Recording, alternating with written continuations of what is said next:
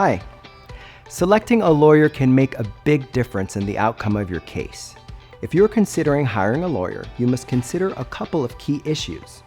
How do you know a particular lawyer is right for you? And how are lawyers paid? We will discuss both topics in this video. We will not discuss where to look for a lawyer. If you need that information, consider watching our videos on finding legal help. Let's get started. Your first question, how do I know which lawyer to hire? When you contact a lawyer for the first time, they will usually want to set up a meeting to discuss your case. What happens at the meeting may vary, but ultimately, it is an opportunity for the lawyer to understand your case better. This will allow them to consider whether they want to represent you and what rate to charge. Your goal at the meeting is similar. You want to know if this lawyer can accomplish your goals and for what price. Keep in mind, when you meet with a lawyer for the first time, you do not have to hire them. In fact, it may be in your best interest to meet with several lawyers to compare the services they offer, their experience, and price. You should feel good about whom you hire and how they will pursue your goals. Here are some questions you might ask at a first meeting. What types of cases does the lawyer normally handle?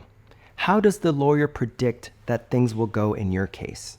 What legal options do you have? Has the lawyer handled a case like yours recently? How often? How have cases like yours turned out? Will an associate or law clerk do a lot of the work? Can you meet this person?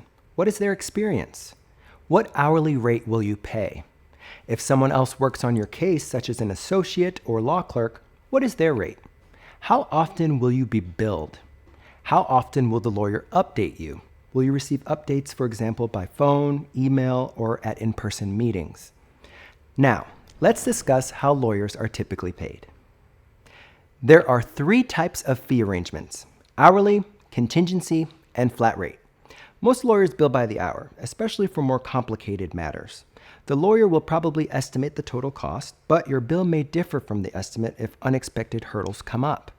If you have a maximum amount you are willing to spend, tell your lawyer. This is important.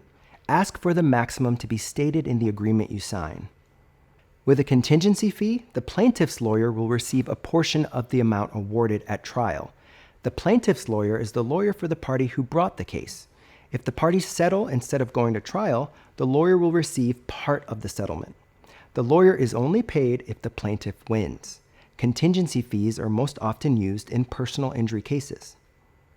Many lawyers working on a contingency basis will take 1/3 of the amount you get. This amount is considered normal.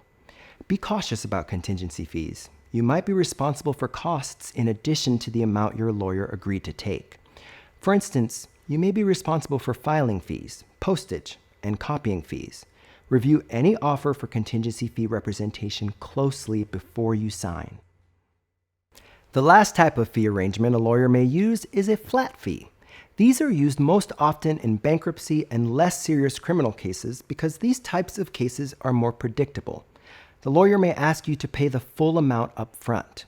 They are required to put that amount in an escrow account, a separate account to keep it safe.